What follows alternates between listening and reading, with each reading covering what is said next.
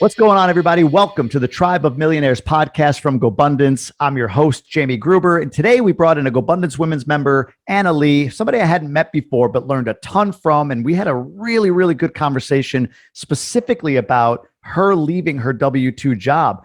You'll see what her timeline is and maybe what her timeline is after we have this interview. It's going to be very interesting to watch, observe, and maybe follow her story. She drops her Instagram handle. You could check her out and see what she does next. We also went deep on virtual assistants. This is a passion point for hers, and she actually has a course she developed because of how she leverages virtual assistants to take care of, as she put it, the $5 tasks in her life, where, she makes much more than that per hour. So if anyone's thinking about what could I do or how do I manage a virtual assistant, she'll get a little deep here. And she also offers a course with a discount that we'll drop in the show notes so that you can take advantage of that if virtual assistants are in your future. That, discussions about immigrating from another country to the United States, the opportunities she sees in front of her and what's next in her life, all of that and much more in this incredible interview with Anna. Be sure to like, subscribe, comment on this video. And until then, enjoy Anna Lee.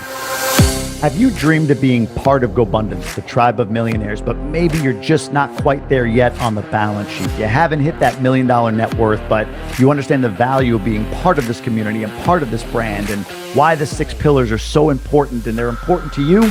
Well, we got a great opportunity for any one of you out there that are seeking one day to be whole life millionaires and join GoBundance. That is our Emerge program from GoBundance.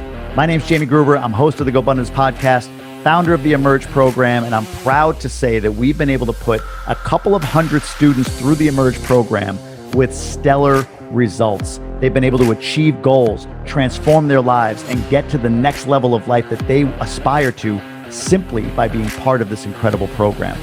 With the Emerge program, we have 3 objectives. The first is to create transformation. You're going to establish a goal at the very beginning of this 12-week course. And every week you're going to get a content drop. You're going to get curriculum. You're going to get support from the community in you achieving that goal by the end of the 12 weeks. Along with that, our second objective is proximity. You're going to have proximity to like-minded people, just like you, people that you don't have in your regular life right now, that you can relate to and talk about what it is you're trying to achieve in life. And they're going to hold you accountable to whatever you say you want to do, or better yet, whoever you say you want to be. With proximity also comes the GoBundance community. Every Tuesday evening, we bring in a GoBundance member and we Q&A them in our Millionaire Case Study segment. Right before that, you get to hang out with your fellow Emerge members on Tuesday evening. And Thursday morning, Diego Corzo comes live to you to teach you about different areas of being a whole life millionaire. And lastly, our third objective, we're going to be watching. We want to make sure you're accountable to achieving what you want and finishing this course. And if you do, you'll get an exclusive invite to our Ascend Mastermind, where we can really dive in and dig deep on getting you to that whole life millionaire status. Go to GoBundance.com/emerge, put in coupon code EMERGE for $200 off this one-time charge and lifetime access to the Emerge program. You won't regret it. Check out what it's done for other people on the website, and I hope to see all of you in Emerge.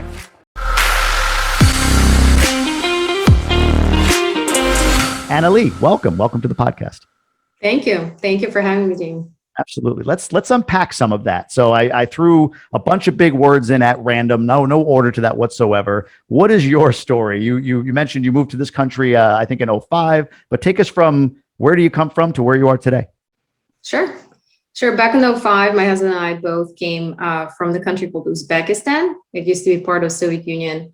Immigrated here because he won a green card lottery. It's like a diversity lottery that you can win, apparently. So nice. We know about it. He played, we won, and came here. And we didn't have that much money, so we kind of borrowed $3,000 from my parents. Came here just to kind of like for a better life. And started from scratch, right? Like looking for any type of job where people will just take us. My husband started in a warehouse. I went to like work in a shoe store just to get by. And eventually, just by kind of grit and working hard, we both landed some, basic like level jobs in the corporate America. By 2008, we kind of accomplished our first probably American dream by buying our first house. And then eventually kind of had like the very similar progression to anyone else who kind of grew in the corporate and continued to work hard, had our boys, we had twins in 2008, then we had another boy in 2012. And throughout this process, there was this nagging feeling, there has to be a better way, right? So my husband was the first one who quit the corporate job. Basically, the conditions of the company were there were a bunch of layoffs, and he was happy to kind of start something on his own. So we looked into what to do, and real estate was a natural sort of a direction to go to. So he started flipping. And I was more like, I have a financial background. So I was looking for deals and I was calculating everything, analyzing, and he would be actually managing all the contractors. So our first flip where we were ready to lose money, just to kind of like education, right? Like we'll pay for the education. We made probably $15,000. And we're like, great, I like that. We didn't expect to make any money on the first one just so we can learn. And then from then on, it kind of progressed. We bought another flip and successfully sold it. And right around that time frame, it was probably 2017, at my W-2 job, I was offered an assignment to go and work in Switzerland. So right around that time, we were like, that's an amazing opportunity. So pulled the whole family, went and spent the last 4 years in Switzerland. We just came back 2 months ago, settling back in the States. But as we were there, continued to flip from overseas, had a boots on the ground person here, kept investing, bought some rentals. And now as we're back, we're like actively investing and buying rentals. It's like a brief story. Oh, it's a great story. I want to go back to the lottery. That's interesting. You think about winning the lottery, like Powerball or whatever, but you literally won the lottery of coming to, to the US. I mean, it sounds like something that was desirable and you won in doing so. Can you speak to this ascension that you've had going from, $3,000 borrowed essentially from family to now being, obviously eligible for the GoBundance Women's Organization, which means you've achieved a millionaire status in, the 15 or 16 years that you've been here. Can you give some perspective as an immigrant, as somebody coming into the United States, maybe not born here? I think, and maybe I'm wrong. I think people like me that grew up here may take advantage a little bit, or may not have the perspective of like what it is to come from a former Soviet country, Uzbekistan, over to the United States, and the challenges, the changes, but also the opportunities that you see. Can you speak to that? What was that like for you? And was it right away that you saw opportunity, or was it like job, let's just get jobs and lay low, and opportunity came later? I'm just kind of curious what that looked like for you. Sure. It's interesting. I think I went through like stages of that. As we kind of, my husband and I in Uzbekistan, we already started thinking entrepreneurial about a couple of things, right? So my husband actually worked for the radio station. He was a radio producer there. And we were mentioning like a couple of programs to his boss, right, who was an entrepreneur.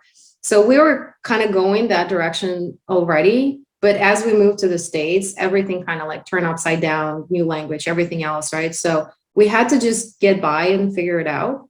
And I think the best advice that we were given by somebody who was from here, from Uzbekistan, but lived here in the States, was like, America does give you that American dream. Just don't put your like pink glasses right away, right? Don't think of that as you're just going to get everything the second you just landed there. Forget about your status, whoever you were in your country. Just forget about it all. You're going to have to start from scratch. You're going to have to prove yourself. But if you work hard, you can do anything and everything that you want. And I think this is the opportunity, the possibility of having everything and anything that you want is the most attractive thing that kind of draws people here. Because in every developing country, whether you have a dictator or whether you have bureaucracy, whatever it is, you always know that whatever you have today can be taken away from you tomorrow, right? So we came here for that more like stability of mind, that you can be whoever you want, you can do whatever you want. So we quickly kind of transitioned to let's just get the job to just pay bills, and then we'll figure this out later.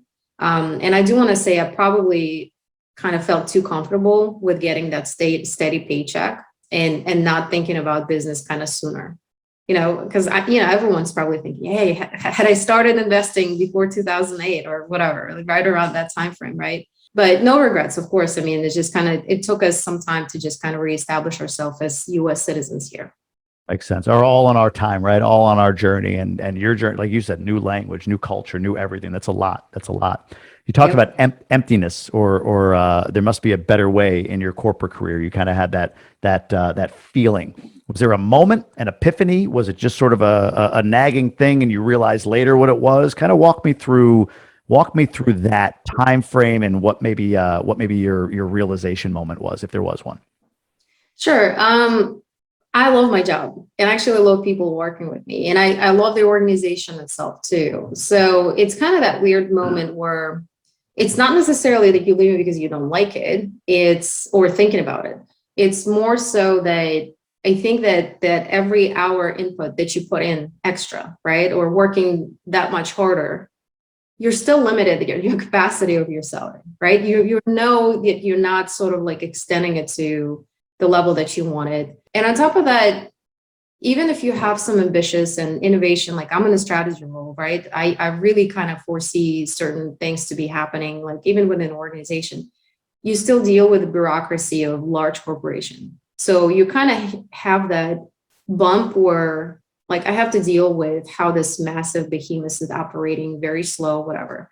And in my business, I could just quickly I was in my pod, right? And I was talking about how I hired virtual assistant, how I'm having like really great time. I hired another one and another one. And somebody asked, listen, can you help me out with that? And I gave them like the whole kind of spiel about it.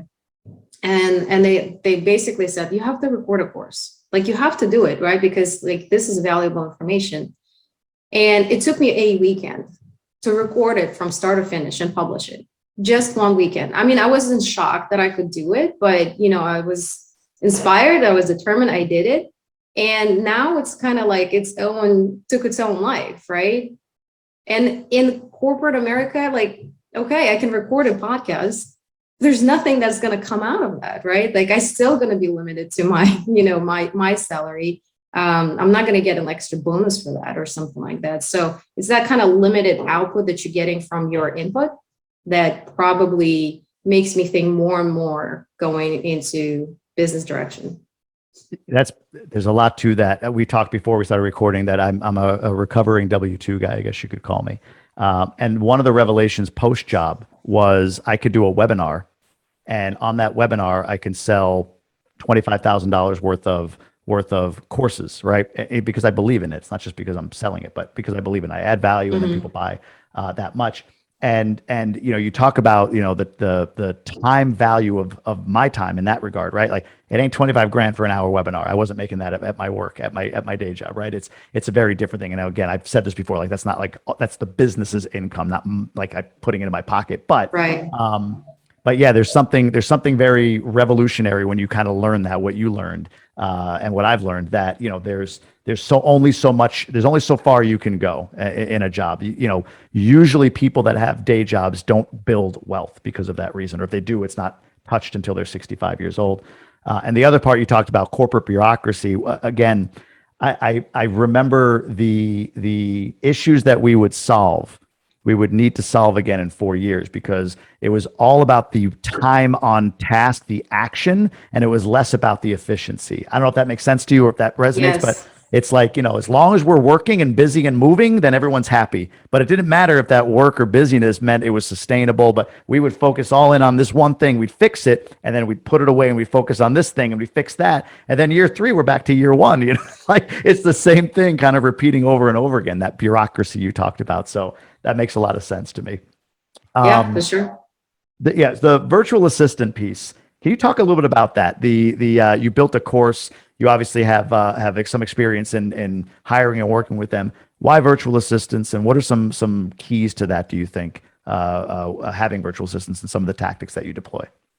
Sure. Well, the why is obviously I'm super busy, right? Besides my W-2 and like a couple of businesses that I'm running, being a mom of 3, just being a human being, just generally kind of like having time for myself, right? There is nothing, right? So like there was none. So I think kind of I was inspired because when I started my wholesaling business, you have to have cold callers, right? So calling on sellers if they're interested, motivated, whatever. So I started with one and I was like, hold on, what else can I outsource, right? And it became so addictive, right? So any kind of data management, I've outsourced. SEO for my website, I've outsourced. PPC, outsourced. I started even thinking like, what other daily tasks that I don't want to do that I can outsource? And I outsourced like, hey, can you just get a list of Christmas presents for my family? I just gave like the list, right? And I'll just go online and like look for something, give me the list and I'll approve it. So it got very addictive because, I freed up my time, right? The cost of hiring virtual assistants, like $5 an hour. And I'm like, my cost of my hour work is way more than that. So why do I still do that, right? So once a month, I used to do billing, like pulling out statements, going through receipts and all that, outsourced. And one kind of gold mine there I realized is once I hired one of my virtual assistants, I don't have to hire anymore. I outsourced the process of hiring to my VA. So now my VA is actually following my whole process based on what I've done. I kind of like bullet pointed it out. My VA now recruits, posts, interviews, and all I have to do is just to watch the recording of the top 2 candidates and pick one. That's it. So I just kind of found a value of, doing something really nice from start to finish, having that whole system and process, and then I don't have to deal with this ever again. And the interesting part is why I even came up with a course is that I already have a structure, but every time somebody in my pod or somebody else would ask me, so how else, like, how do you do that? So it's like, I don't want to spend any more time. The whole point of having a virtual system, I don't have to spend more time. And I was like, it's repetitive, right? So how can I do that? So the course came out of necessity to save my time as well. But now it's like in its own side business that I'm having because people find it so beneficial. I realized that hiring virtual assistant from the agency, from my perspective, like my personal experience that I had, wasn't that successful because A, it was more expensive. It's at least double the price. But B, there is no direct management relationship with my VA, and I'm at the mercy of them paying whatever the pay rate there is. So there's a higher turnover. When I hire my own VA based on my own requirements, I'm more in control. Mm-hmm.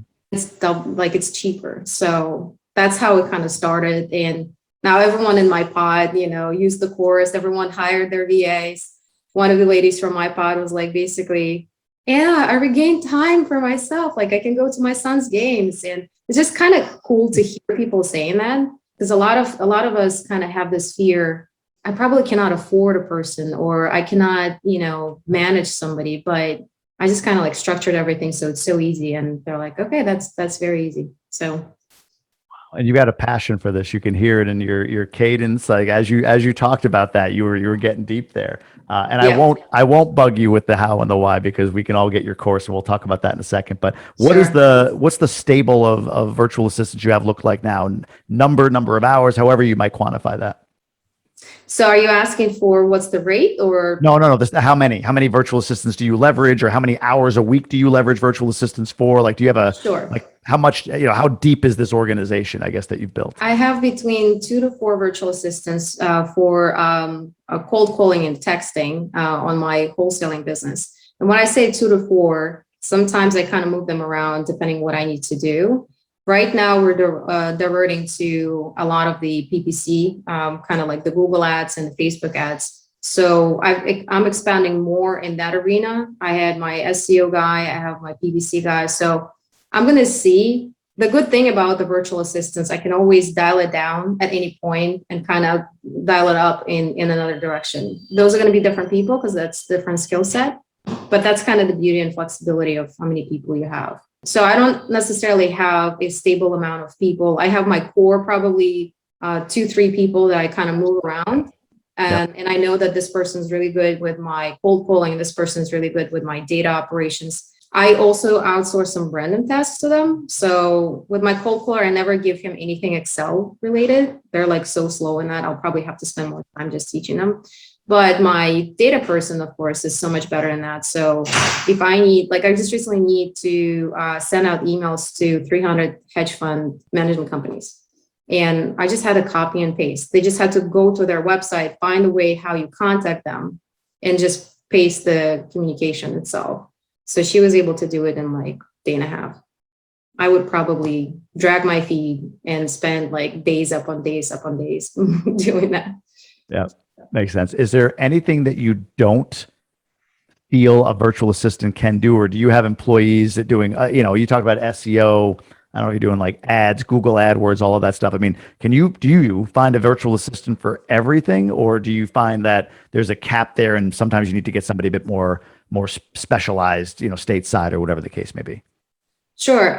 Anything that has to do with language, right? So if you need somebody to write you a blog or some sort of a content, I know it by from my perspective. I'm not a native, English is not my native language, right? So I was joking around with Mandy actually from GoBundance yesterday, because I said up until maybe 5 years ago, I used to say, let me make a picture of you. I didn't say, let me take a picture of you. Sure. The subtle kind of things that you don't realize that you're saying, because in Russian language, it's making everything. It's actually the same in German. Everyone is making something. In English, it's taking everything, right? So it's let me take a picture. Let me take this or whatever. So I would not recommend hiring non-native speaker if it has anything to do with language, because you will never realize what kind of silly mistakes that you're doing, because that's how you operate, right? But for a native person, that would be obvious, right? So I wouldn't recommend doing probably any of that outsourcing outside of the US.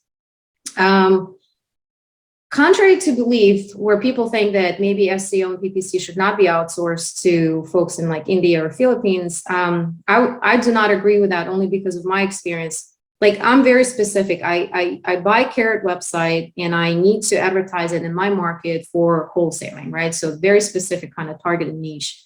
As long as you define what you need, you can find that person anywhere in the world. So one of my SEO guys, he is from India, and he gave me all of the kind of walkthroughs of his customers around US. It's I'm only working with US customers. I'm only supporting Carrot websites, and I'm only doing that for the wholesaling. So once I had that story, once I saw the results that he populated, I was I'm sold. He is probably 20% off the price that I would find in the States, because I did price comparison. I did kind of quality check comparison afterwards, 3 months into it, 6 months, 12 months into it.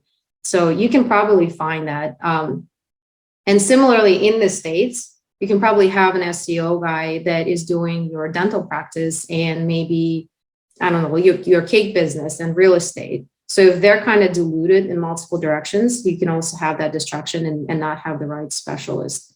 So I'd say language, no. Anything else, honestly, I'd probably, keep that in.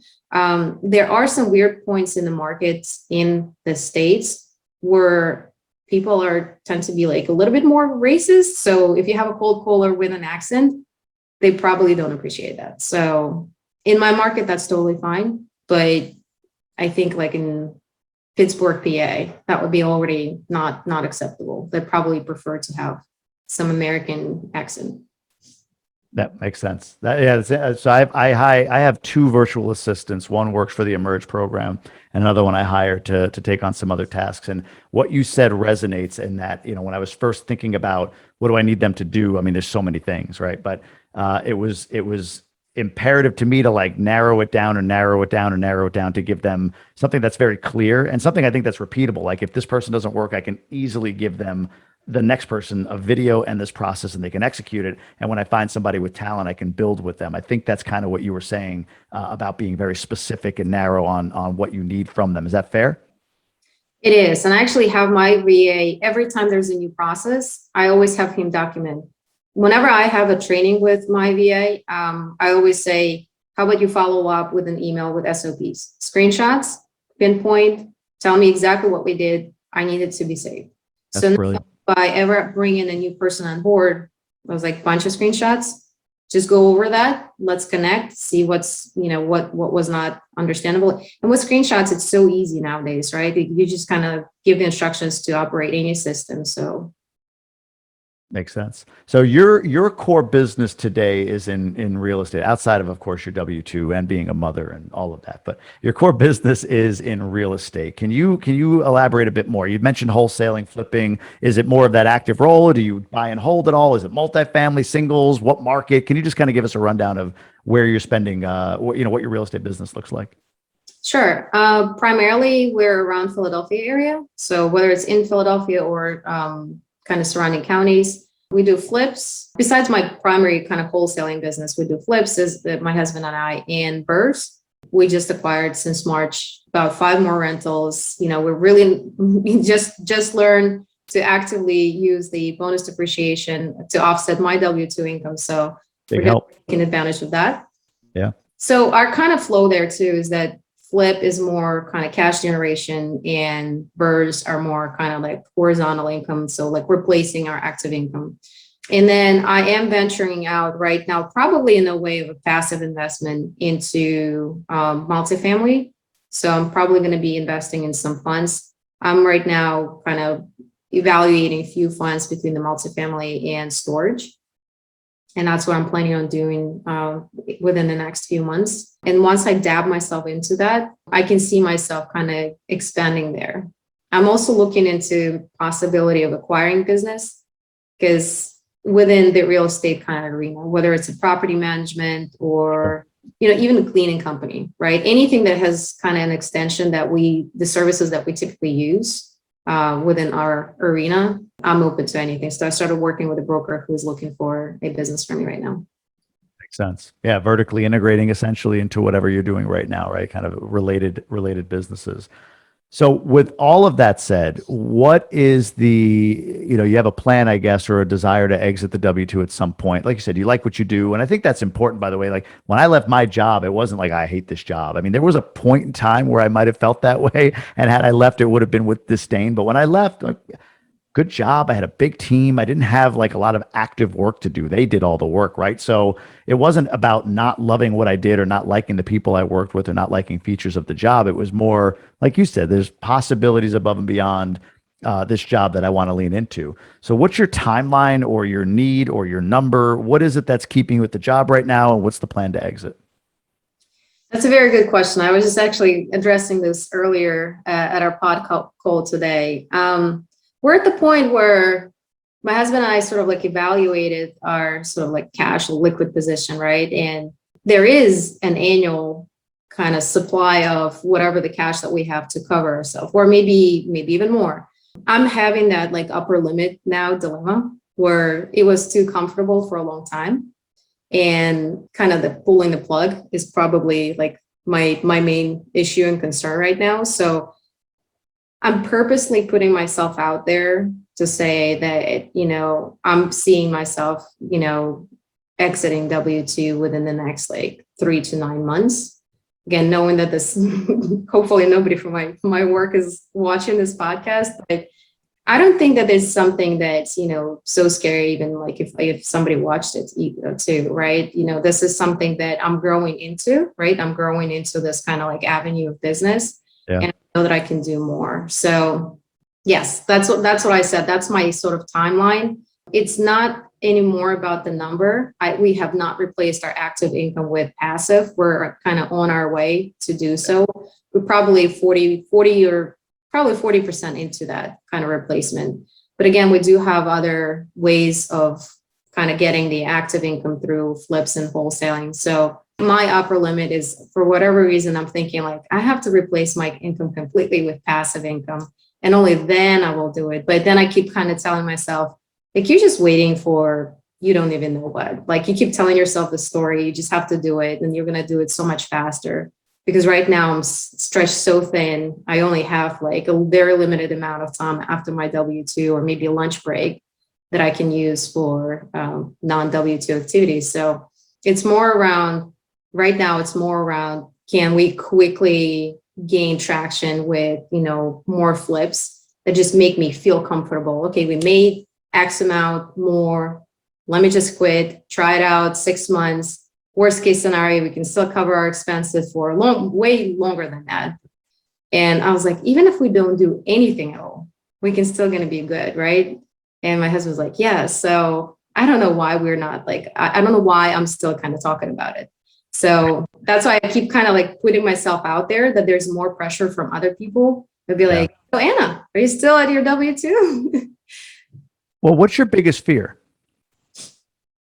Probably uncertainty, right? I don't know if you've ever been at like UPW event with Tony Robbins, right? This kind of like uncertainty, probably one of the like biggest things.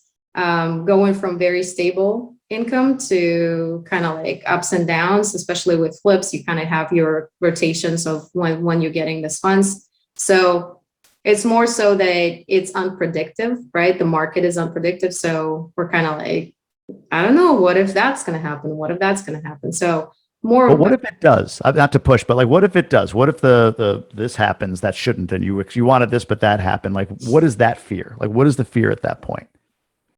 I think at that point would be the fear that I would have to go back to my W-2 or any W-2, to be honest. And the silly part about it, you should kind of follow up with an answer. So what, right? Right now you are at W-2. So if you have to go back, you basically like trading in where you are right now. And it's funny, the more I talk about it, the more I kind of realize how funny this sounds. Like I already know the answer. All I have to do is just kind of pull the plug. I don't know. I'm just dragging my feet. So like, that's why I verbally started telling everyone that's how long it's going to take, 3 to 9 months, 3 to 9 months. So if I'm still there working, Jamie, you have to pull me out. About accountability. It's about accountability, right? So that's what we're here. The GoBundance is one of our pillars. But no, I don't ask this to pry. I don't mean to get overly personal with you, so I apologize. But I have a real passion for this. I mean, since leaving my W-2, it's amazing how many people that are, me, 35 to 45-year-old men making a significant income with equity, whatever it might be, at this, high-paying job, said to me, even people that were 2-3 levels above making 7 figures, annually, said, man, I'm a bit envious. I don't know how you do that. How do you leave? How do you leave a job like that?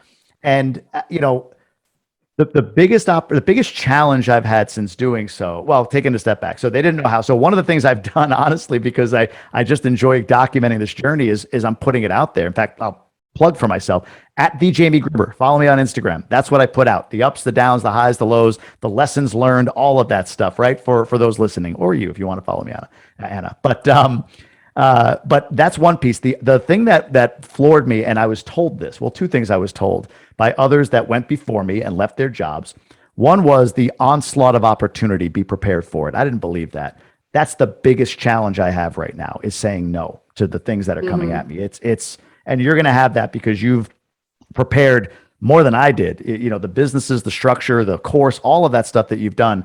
You're going to have opportunities that you never realized that they're going to come at you when the people you've surrounded yourself with realize that you're free of that. They're going to see, oh, well, if you're free of that, I've got this opportunity if you want to join in on it. So you're going to have a ton of opportunity.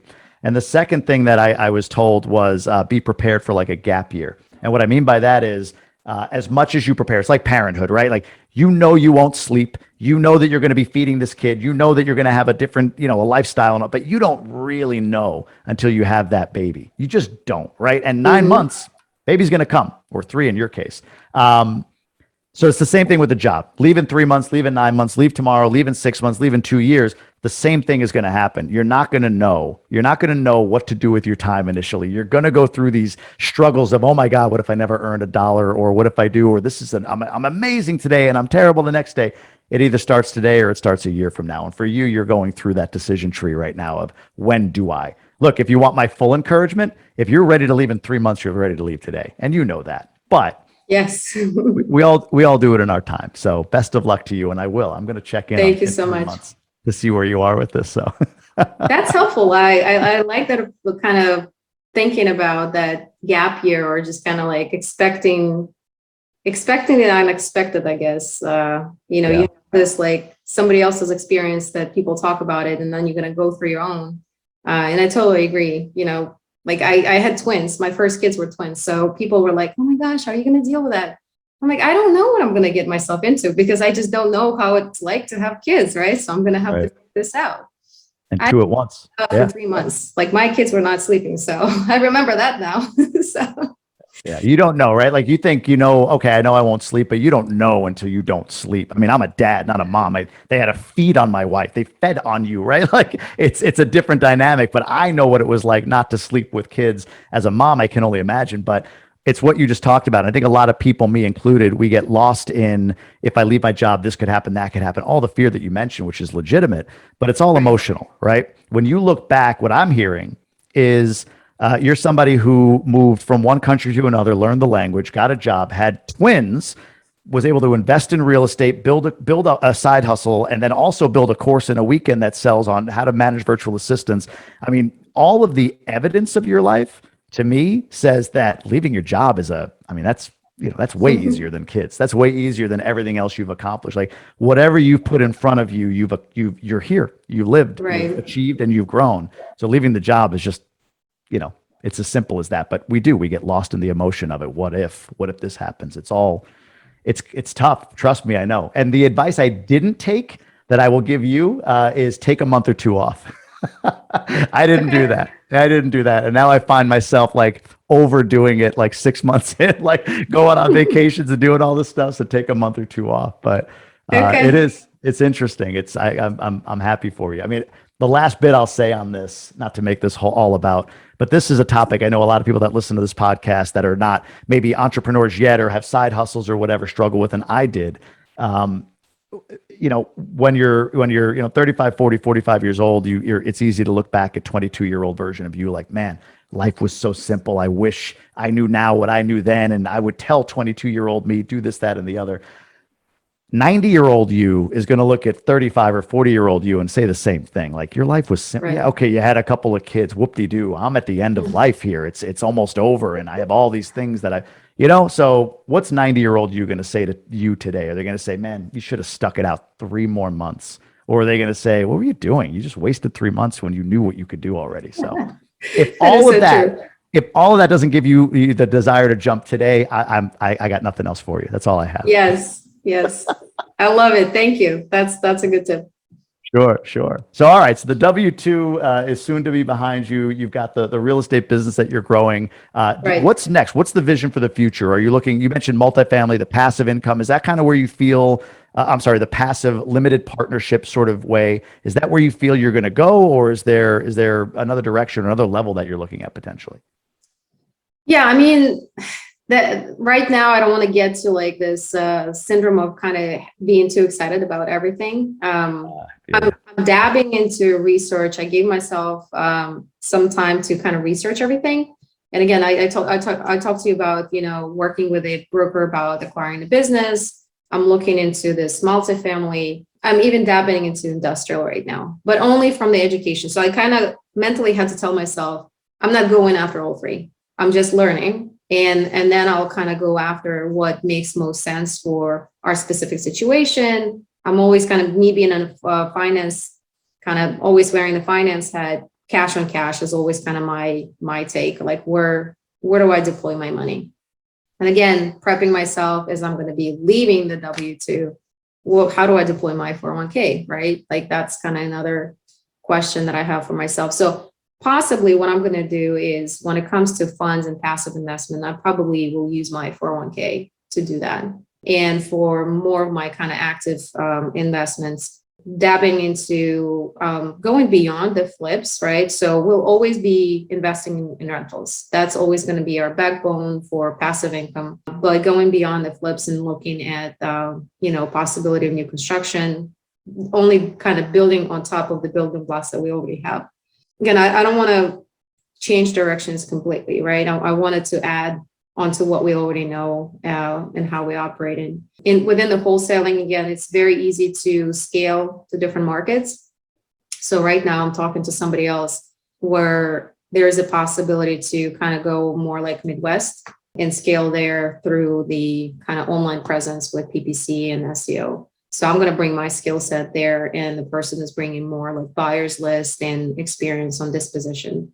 So I have already, like you talked about, all these opportunities coming your way. I'll already have so many people coming my way and like, hey, let's do that.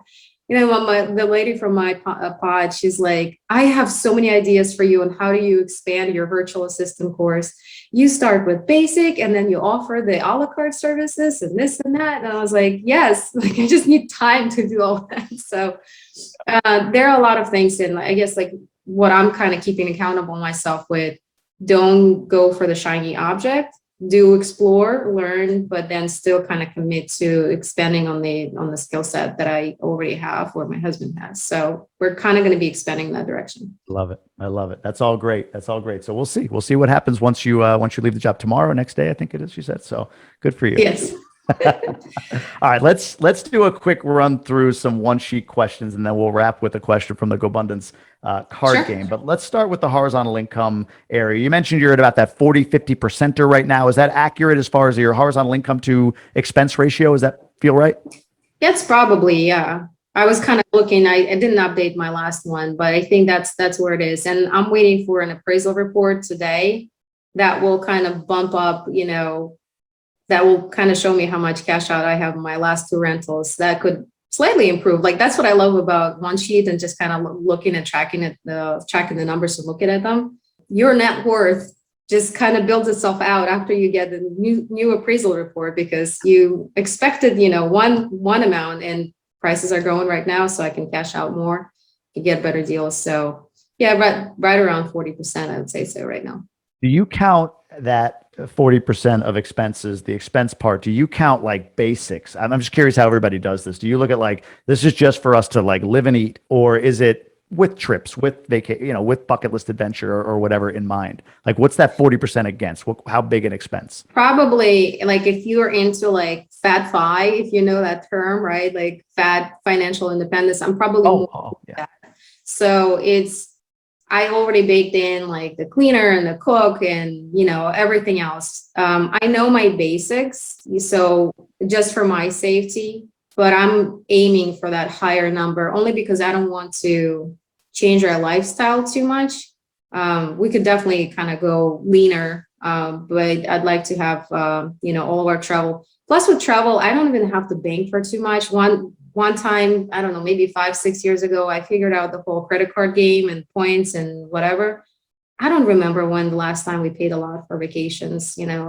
I just earned yet another Southwest companion pass between myself and my husband.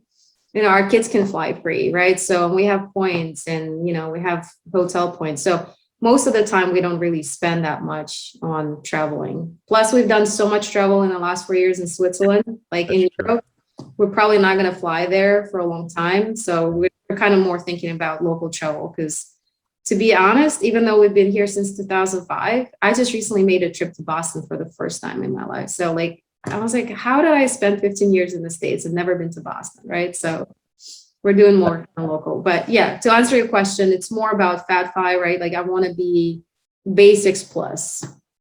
Love it. Yeah. Boston's my city. I've lived there for a decade. It's where my wife and I plan to retire downtown at some point once our kids are a little older. So great city. Good choice. Good choice. Mm-hmm. Let's jump over to Age Defying Health. Talk about your diet and exercise routine. What does that look like right now? Well, I can tell you that probably 2 to 3 years ago, it looked like nothing. Generally speaking, I consider myself lucky because I don't have to kind of deal with weight is not a problem for me. What was a problem is kind of like, I've heard of this term a few years ago and kind of stuck with me. And I kind of that's who I am. Skinny fat. It's when you look skinny, but like you act like you're a fat person. It's like you have all the wrong habits, lack of sleep, kind of eating sporadically. And, it just kind of doesn't affect your body necessarily like physically, but it did affect my body kind of like from the inside out. I struggled with a bunch of migraines and, a bunch of other kind of things. So I started really taking care of my health, worked with a functional medicine doctor and just kind of uncovered what's wrong, right? So I realized that I have some food intolerances like gluten, dairy, eggs, and whatever, and looked at my kind of diet overall. It's not necessarily that I'm on a diet. I'm just kind of avoiding some irritants for myself. And as far as the exercising, again, have not exercised in a while. I did play in a basketball group, just like amateur basketball group with women in Switzerland. And that was probably that was my only exercise. the only difference, people in Switzerland kind of go for hikes. It's like a leisurely, thing to do. So I probably added more steps simply by nature of living in the country that kind of makes you kind of walk. But then probably about a year ago, I was like, I have to just integrate something. So what if I integrate like 5 minutes of meditation? I mean, what's the 5 minutes is not going to kill me, right? So I started with 5 minutes, and then it kind of became like, well, I kind of like it. Why is it only 5 minutes? So like, let's make it 6 or whatever. So there was a lot of kind of tricking myself because I was in like a lot of bad habits, like watching Netflix until midnight or something like that, right? Because you kind of get busy and then you kind of trick yourself by saying, well, this is my time for me. And then you binge watch for a couple hours or something. So I just started slowly changing my routine and habits to more kind of healthy habits. So right now I'm at the point where I exercise and do my 30-40 minute meditation every morning.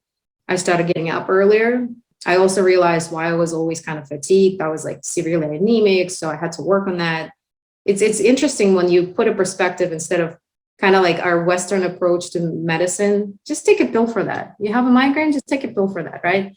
And when I got to the root cause of what's driving me to have my migraines, why am I always tired, right? So once I started kind of uncovering that, and it was just a big aha moment, and it helped me dramatically, like in my journey to gain my health back, right? I feel like right now, at the age of 38, I'm probably at my best health possible in comparison to probably in the last 10, 15 years. So it's crazy. Like it takes you like so long to just get to the point where enough is enough. I have to do something about it. Yeah. No, it's incredible. And yeah, I agree with you. We do treat the symptom, not the cause. And we did this even with our kids, our older son, like you said, egg gluten and egg gluten and dairy intolerance, which, we had no idea what it was exactly. And he was actually getting like bloody noses for no reason. And then they've stopped since we've eliminated that. We had his gut health checked. He needs some supplements. I mean, he's a healthy kid, but those intolerances were just, messing with his system, I guess you could say. Mm-hmm. So really, really powerful. And I think, yeah, it's unfortunate that that's not more readily, like we had to pay for that, right? It wasn't insurance covered or like, a regular treatment plan. So Yes. It's unfortunate that that's the case because folks that probably really, I can't imagine, we feel guilty and blessed at the same time that our kids were born into a situation where we could provide that. But, we live in Michigan now. If you're in, inner city Detroit in a low income situation with the same intolerances, like they'll never know. And this kid or person will suffer. So it's like, forget about it. Kids are exposed to lead and, yeah. I mean, it's sort of, everyone is aware, but not to the point where if you're in that position, you may not even kind of care about it, right? Because you're just a different mentality. So, yeah. Well, great. Well, what I'm going to do in the interest of time, because this was great. Thank you for going deep on the virtual assistant piece, leaving the job. These are such key topics that are getting more and more momentum, and I appreciate your perspective on them. And just the banter was great. But I want to dive into the final question, which is in this case, it's the king of. I always mess this up. King of clubs. That's a club. Yeah, and that means nothing. But the question from the GoBundance card game is this for you: if you were unexpectedly given an award with no explanation, what would your friends and family assume you had done to earn that award? Probably had something to do with impacting someone's, or maybe plural, I guess, many people's lives in one way or another. That's probably what they would think. Beautiful. Well, you must be with this VA course because a lot of people need that kind of assistance, and you're providing value to people that are looking for employment and work in places like India and the Philippines. So, Anna, how do people learn more about you, about your course? Where do you want to lead people after they hear this podcast? Sure. People can connect with me on Facebook or Instagram. It's at Anna Arski. It's really hard to spell. I'm not sure if people will ever be able to find me. I probably didn't make it easy work to do that. So it's ARSKIY, Anna, ANNA, ARSKIY, Instagram and Facebook. And I can share my course with you later on too, if people want to connect and consider buying the course too. Beautiful. Beautiful. Thanks for taking the time to talk to me today. It's great meeting you. We haven't met yet. And yeah, hope to connect with you soon. And I can't wait to hear about your last day of work. Sure. Thank you, Jamie. Thanks for watching. I hope you enjoyed this episode. Let us know down in the comments and make sure you hit that subscribe button, hit that notification bell so you can be informed on the next episode and other content right here on this channel. Thank you.